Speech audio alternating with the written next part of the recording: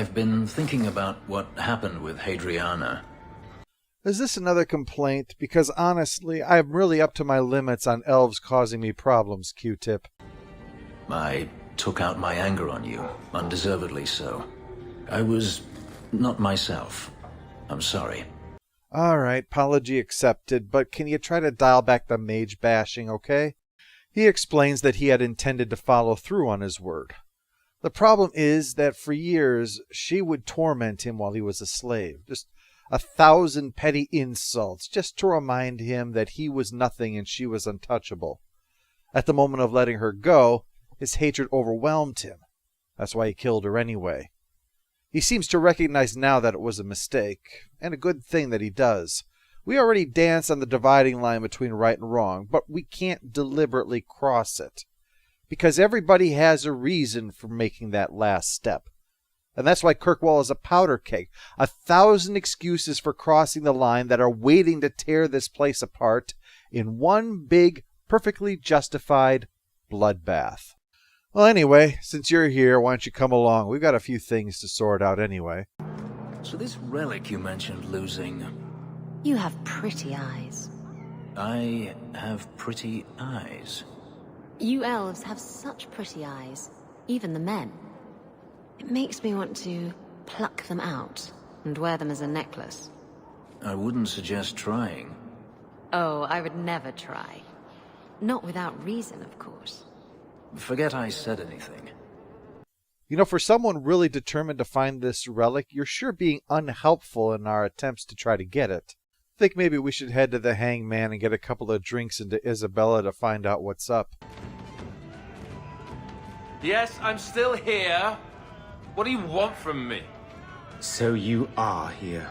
Go away, Sigurd. Alistair? Wow. You had a chance to be king, and instead, you're drunk in this dive bar in Kirkwall. And I thought I made some bad life choices. So what are you doing here? Checking to make sure there's no darkspawn hiding in the bottom of these bottles? I'm sure that you're willing to check every last one just to make sure we're all safe, huh?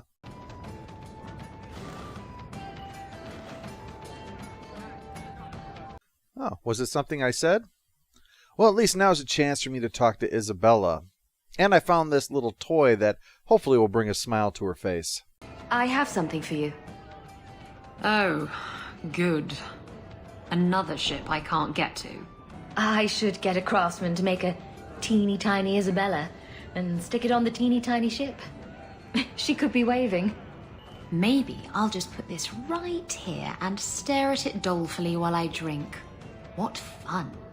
Yeesh, what's your problem? I'd ask what crawled up your ass, but I'm afraid you'll tell me. You know, it could be worse. For example, you could be turned to stone and in the dungeon of the castle of some dead guy. But no, you're the one with the knife, and you're still moody. I don't know why we let you keep it if you're just gonna gripe. I'm gonna go check and see what's up with Varric instead, then. Hawk, I've got some news.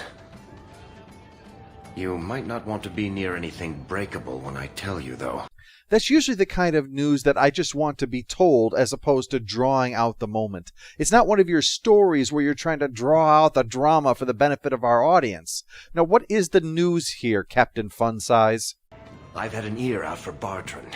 After the Deep Roads, he ran to Ravain, probably because he knew I couldn't track him. But I hear he might be back in Kirkwall. He called in loans from a few of his contacts in Hightown. Well, that's a great opportunity for us to go and have a conversation with him. Just you, me, Bartrand, and a very large hammer. How are you holding up, Varric? Me? My no-account backstabbing brother is practically in arm's reach. I couldn't be better. I think we should go bring him a housewarming gift, like a potted plant, only a 6-foot wide carnivorous one. Bertrand really hasn't done much with this place, has he? I don't get it. My sources saw people making deliveries here just a week ago. This looks like it's been empty for months. Well, finding out that we made it out and are stinking rich and very mad at him probably means he's going to keep a low profile. Still, this might be a trap. We're going to have to be careful. That's why we didn't bring Fenris along, so he won't announce that we've arrived.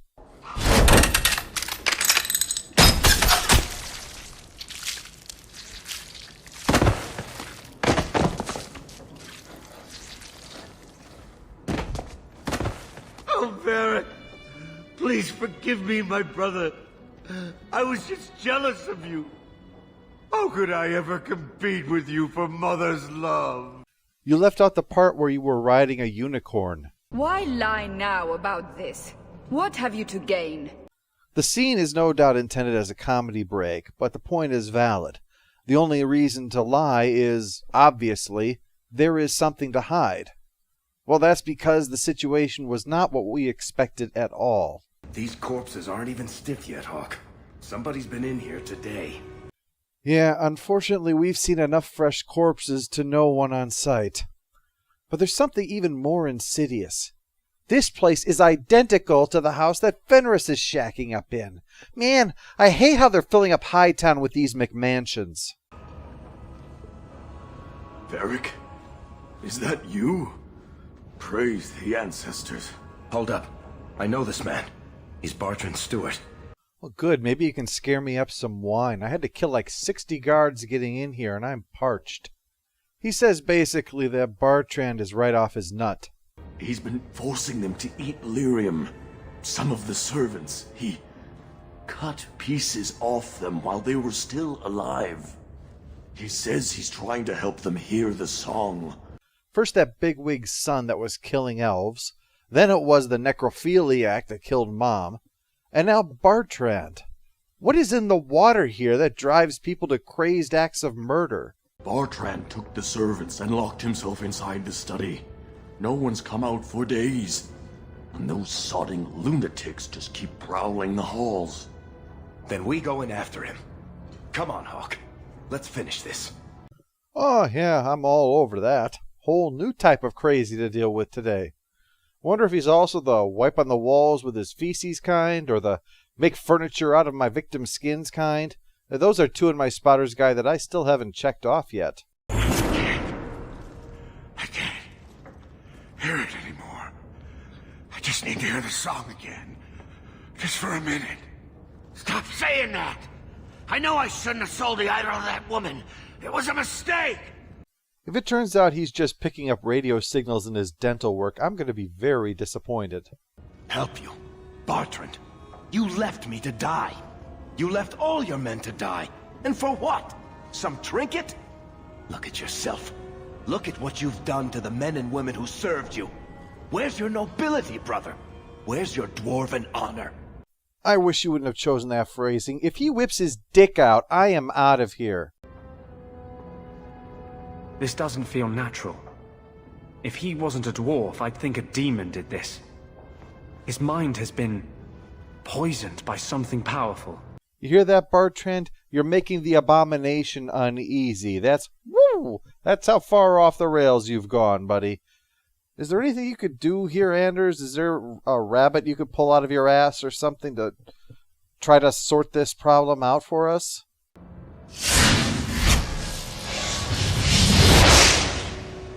That's all I can do. It won't last, I'm sorry. That's helpful. Not used to people around me doing helpful things. I gotta remember this occasion. Stop, little brother. Don't let House Kethris fall like this. Is that really the most important thing right now? There's like 100 people dead. Can we worry about the legacy later? Varric promises that he's going to send somebody to help. Come on, Hawk. The sooner we get out of this house, the better. I couldn't agree with you more. Assuming you mean let's loot the place before we leave. I almost wish Blondie hadn't wiggled his fingers and cleared Bartrand's head. I liked it better when I just wanted to kill the bastard. Look at the bright side.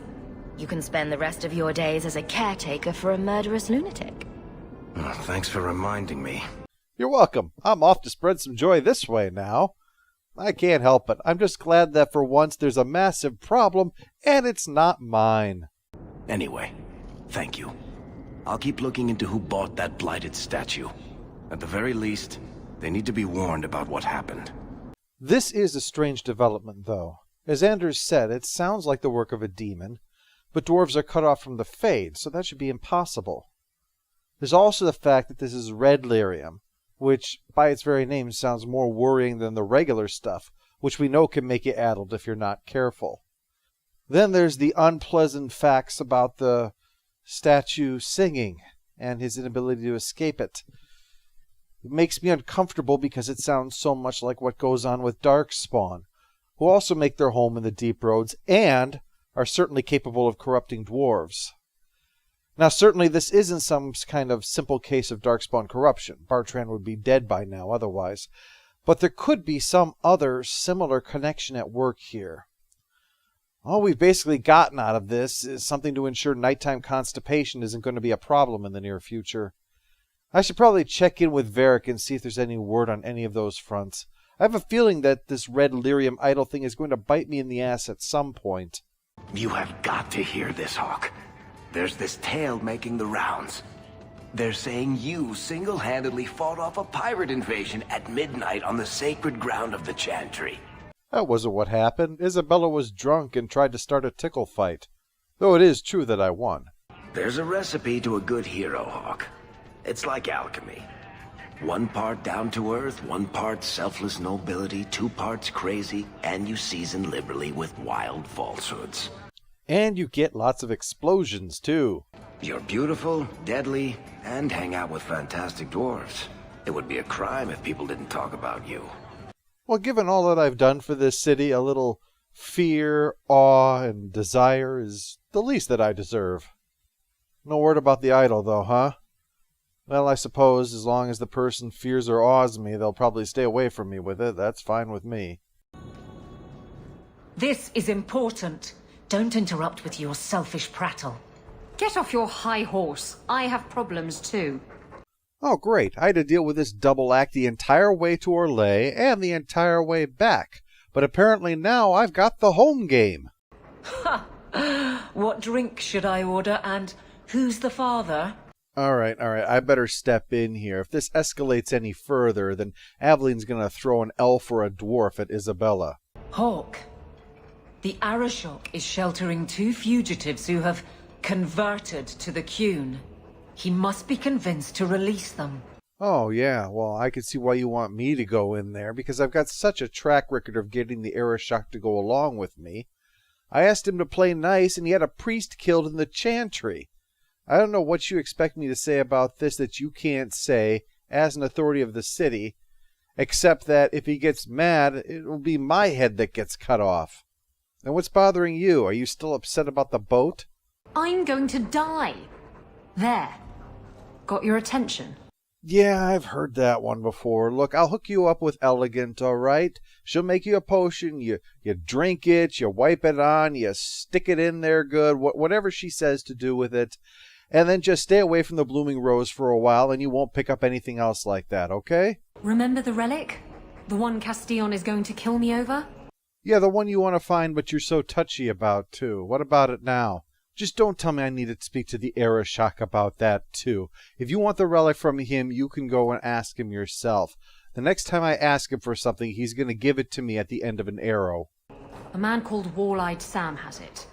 Isn't he a character on SpongeBob SquarePants? Well, maybe it's connected. What? I'm just saying maybe it will help. It's important to someone, right? Ah, to quote the great William Shakespeare, my spider sense is tingling. Either this is a massive and obvious lie, or you know something related to the Qunari being stuck here. All right, let's sort this out. As my dear old grandma used to say, if you have to eat a bowl of shit, you can only do it 1 bite at a time. Aveline's concerned because 2 elves suspected of murder have suddenly converted to the Qun.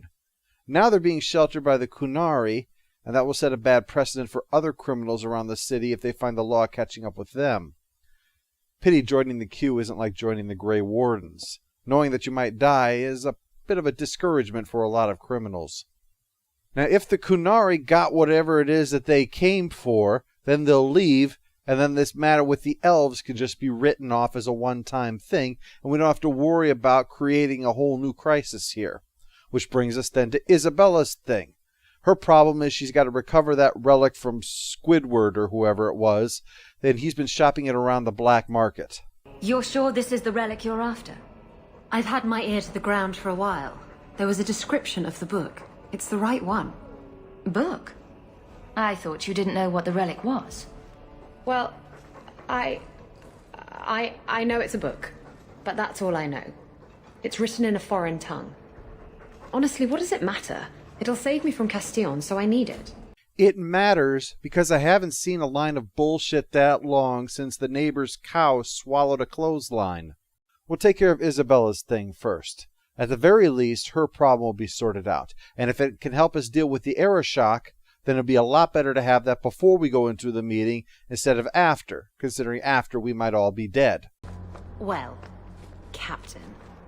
Can I call you Captain? You can call me Captain. I won't be doing that. Neither will I, because you're a guard captain. No real authority. Not like on a ship. Well, you would know about having a large number of men under you. You've been waiting to use that one. Did you practice? Shut up. Possibly at each other's hands, considering we haven't even left yet. I'm only here to talk to Sebastian. Now that that one priest is no longer stirring up trouble, we might be able to learn a bit more about what had been going on, and that could be something useful to trade to the Arishok if necessary. So, is there anything that you could add right now, Sebastian? I think Grandfather is smiling now, seeing me holding his bow. Okay, so I see that Sebastian's tried some of Elegance tonics too. I think we're just going to have to freeball this one, everybody. On our way to get the book from Squidward, we wind up in a fight with a bunch of Qunari, which is not starting this mission out on the right foot. It gets worse, though. They're here for the same reason we are. I've always known what the relic is. I just didn't want to worry you. You know, it actually hurts me to think that you think I'm dumb enough to believe what you just said. The relic is a Qunari text handwritten by that philosopher of theirs. Kuzland, whatever his name is. I stole it from them. They followed me here to reclaim it, and it's why they're still in Kirkwall.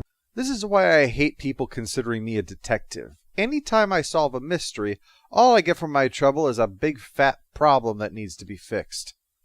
The book is tremendously important. It was in the hands of the Orlesians. When the Qunari were offered to get it back from them, Isabella was told to steal it to wipe away her debt to that Antivan slaver.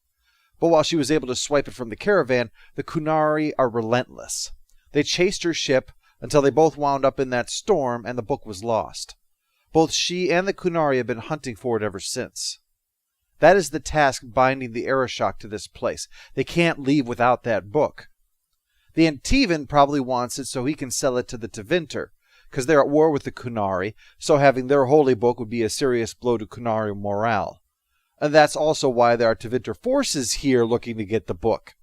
And why I really, really don't want to be here right now. It's the only thing that'll get Castillon off my back. Please, tell me you'll give the relic to me. Actually, I could think of a very obvious third option. Take the book home, leave my most trusted friends there, bring all of the untrustworthy ones with me, and go and speak to the Viscount. Explain that we have the means to remove the Qunari from the city permanently, but first we need him to negotiate an arrangement to satisfy Castellan's desire for revenge first. The Viscount of an important city in the Free Marches can surely find some kind of satisfactory arrangement, short of letting him reopen the slave trade, of course. And it would allow Hawke a chance to use all of that political goodwill that has been building up over the course of Act 2, to show how all of that running around was worthwhile. Of course, that goes against the spirit of the game, which is that you are irrelevant.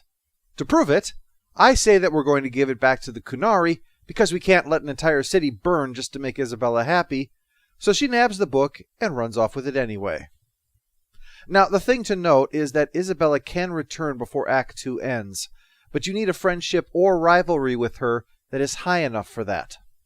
Problem is, I'm a close quarters rogue, and she's a close quarters rogue. While you can include both, part of the reason that I use the console is, well, I'll be frank, I don't have the dexterity since the accident to do keyboard in game very well. So it's preferable to keep half of the team at range, and then Aveline or Fenris with me up close. I admit I couldn't even beat one of the side quest monsters in Mark of the Assassin because I brought along Isabella, and 3 close quarters rogues and a warrior was just dooming it to failure.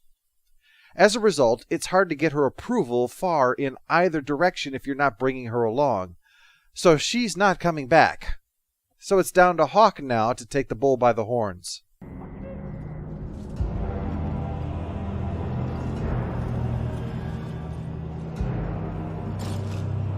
Shanadon. Greetings, Arashok. We come regarding the elven fugitives that took refuge here.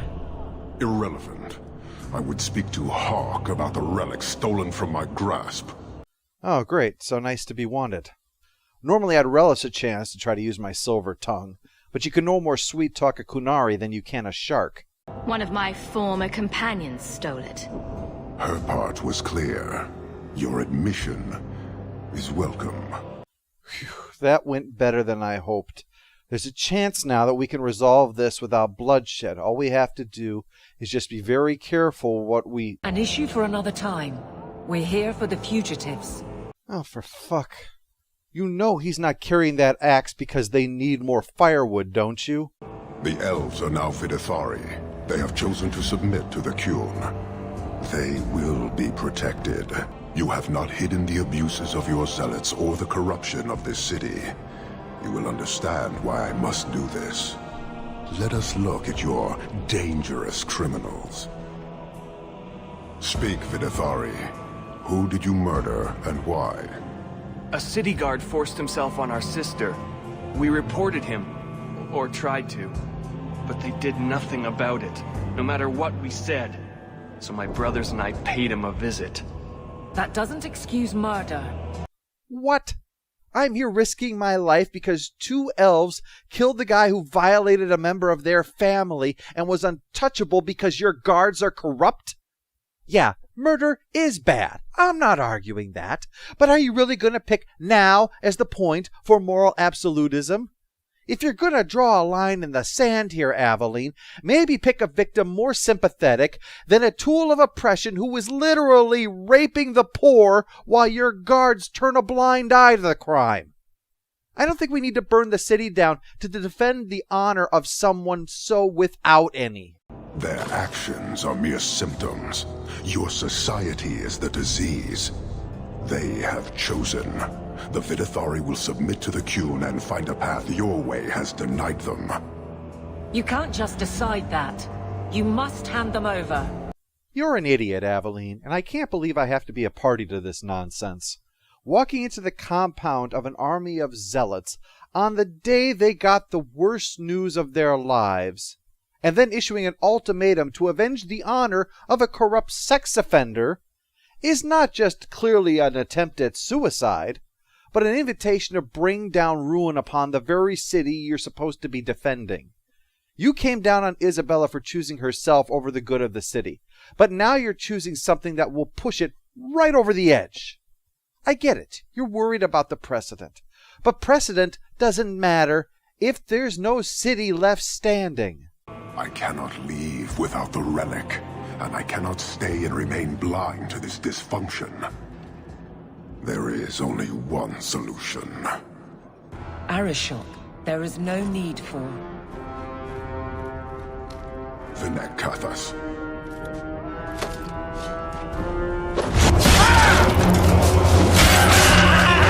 Yep, sure am glad we stood up for that murdered guard. Now we have 2 more murdered guards. Can you hear it? The Qunari must be spreading out. They're attacking the city. Why? What could they possibly hope to accomplish? It's a war. I thought you, as a former soldier, might recognize one when you saw it. Darktown is flooded with people trying to get away from all this. The Qunari are assaulting the city, and fast. The Arashok planned this for who knows how long. Well, of course. They were searching for the book. They had nothing else to do with their time but search every single corner of this city looking for it, and consequently understand every portion of this city if a fight were ever to break out. We decide to head for the keep in the hopes of rallying what guards are left to try to counterattack. But let's face it, this city is so screwed. We do come across some unexpected help along the way, though. We have not met. I am Stroud, of the Grey Wardens. I fear pressing matters take us elsewhere, but we can spread word to the other free cities. Perhaps they will bring aid. Yeah, they can help bandage up whatever cinders are left. Well, anyway, thanks for the cameo. Look forward to seeing you in Dragon Age 3. Along the way, we discover the Qunari are bringing nobles to the keep as well, so presumably they have it under their control. We finally come across Knight Commander Meredith of the Templars, who fortunately isn't looking to do any mage hunting today. That's good. Aveline's on edge already. You don't know which way she would go. And Anders is probably looking to unleash his hashtag trigger warning on the head Templar. That would just be ugly all around. We plan to rendezvous with our various forces at the keep. Well, that's when we come across another group. Seems the Qunari included Orsino, first enchanter of Kirkwall's circle, as one of the important ones to be brought in. Bethany and some of the other mages decided to fight to reclaim him, but with casualties among the mages. And then Meredith arrives, giving this whole situation exactly what it needed, the good old mage-Templar rivalry. It's kind of like showing up at Thanksgiving only to find out that your brother is now a skinhead and your sister's brought her black lesbian Muslim girlfriend. It's not going to end well. So given that, I have decided that I'm in charge around here, because I'm the one who has not started a fight today. So I think that means that I'm the one best equipped to ensure that this one ends with as few corpses at the end as possible. Well, there's so many Qunari at the gate to the keep, you'd think they were giving out free cookies or something. Qunari love cookies. To get them away, I decided distraction is a better option than a straightforward attack. So Ordino heads out there and does some magic. I mean, so that he seems like a threat. He's not trying to keep them busy by doing the linking rings or guessing what card they picked or something like that. Yeah, Penn and Teller rarely do stuff like this. So I wonder how things are going inside.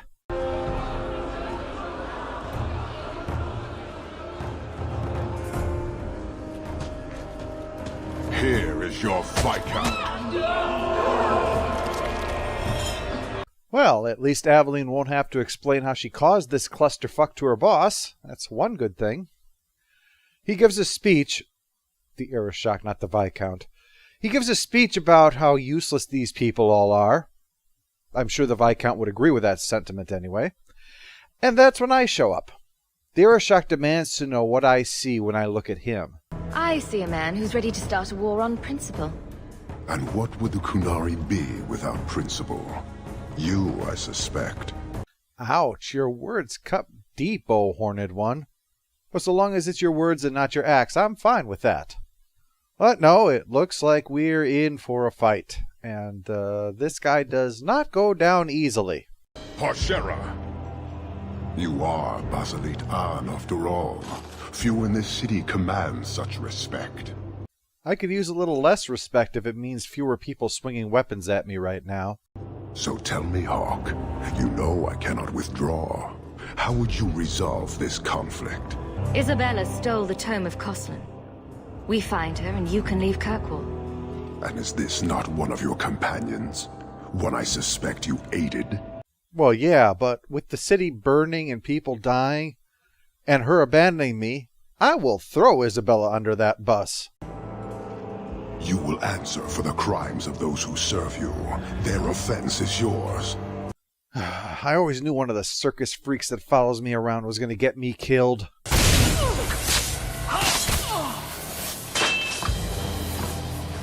Hey, cool, we won. You know what that means, don't you? I get to have a heck of a rack put up on my wall now.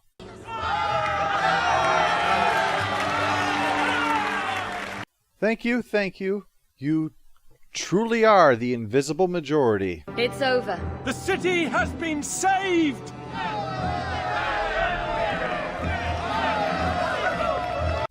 Oh, good, you're looking that way, too. I was worried for a moment all those blows to the head meant that I was hearing things.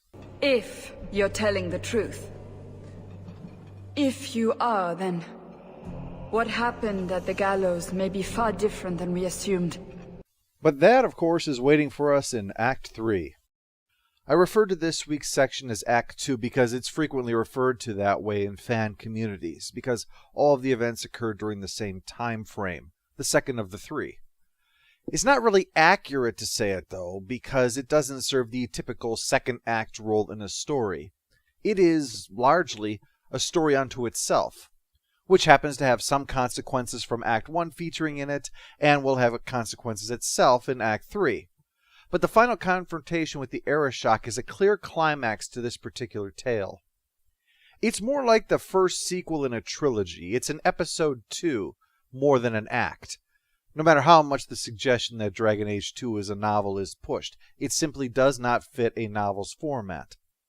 Let me revisit the point that I brought up at the start of Act 2, the role of Hawke in the importance of the game. The specific problem is that Hawke is not important. Hawke may be present at important events, but Hawke has little to no ability to shape those events. Any sense of importance that Hawke has is an illusion created by the fact that if you focus upon something, you assume subconsciously that it is the more important influencer of events, even if objectively speaking it is not. Now that is only part of the narrative failure of Dragon Age 2, though. Hawke, to put it simply, doesn't have a life. Sure, she gets out, has adventures, slays monsters, winds up in political intrigue, and even has a personal tragedy. And yet, she has no life. She simply bumbles along from one situation to the next, doing so simply because, as I've said, there's nothing else to bother doing. In Act 1, there was a goal, and everything Hawke was doing was either directly in service to that goal, or came up while pursuing that goal. That was absent from Act 2, to its detriment. Why? Because if this is indeed a story, and you are part of it but not yourself, then you are an actor. You're playing a part. Literally playing in this case, since it's a game. But you're still an actor. And one of those classic points of acting is motivation. Dee Cannon, who teaches acting at the Royal Academy of Dramatic Art, says that there's a list of questions that an actor should read over and think about to help them understand this. Some of those questions are, what do I want? That is, what gives you purpose? Why do I want it? How does it further my goals or my happiness? How will I get what I want by doing what? How does this act further what it is that I want? What must I overcome? What are the outer and inner obstacles to that? Because, Cannon says, these are all part of making a three-dimensional character. And they're absent from the game. Oh, Hawke gets them for quests specifically. But Hawke has no motivation herself. She does quests because the game is about taking quests and completing them. But Hawke has no motivation herself. And that means that Hawke has no more dimension than the cartoonish buffoons that she's fighting. To quote an article on the topic, an actor must move when and where the director says to, but never because the director says to. An actor must find an inner motivation for her character to do everything the director says that she, the actor, must do. A one-off response to Varric in an optional conversation is not enough to suddenly make everything crystallize into a living, breathing person. You're just a flashy sock puppet, and nothing more. I mentioned Knights of the Fallen Empire as well, and there was a reason for that, because it also ties in so well to this point. Motivation in that game is severely curtailed. There's a square hole, and you better hope you're a square peg, because either way, you're getting bashed into that damn hole whether you like it or not. There are 8 classes in Star Wars The Old Republic, yet the story is built around 2, and more relevant to only 1. Others may get a bone tossed their way every now and then, but largely, you need to do what is expected. And the game will even punish you if you ever try not to fit in that square hole and dare to make it a round one. Likewise, there's only one motivation allowed in this act. Protect Kirkwall. You aren't allowed to plot a further rise in power and standing. You're not allowed to build a business empire, legitimate or otherwise. Not allowed to gain master-level training in a discipline, or anything else you might want to do now that you've gained a degree of wealth. You are not acting because of motivation. You are acting because the director says to. The role in role-playing game is diminished to do this. And you might say, well, that's too much freedom to reasonably expect in the game. But the point isn't that it needs all those things, but rather that the illusion of that is absent. As I said, illusion is a vital part of the experience. We want to be fooled. But there isn't the slightest attempt to construct an illusion. Unless you're playing Hawk, civic-minded do-gooder, then Act 2 is one long string of pointless quests existing for no other reason than to get you to the next irrelevant cutscene. In Part 4, I mentioned that you're clearly not important. Now I bring up the lack of motivation. What ties them together? Because a game needs at least one of those. If you're not important, if you're just a peon getting shoved about by forces beyond your control, then it's all right, so long as you have your own life that you're living, your own points that matter, the small goals that you have that you can achieve.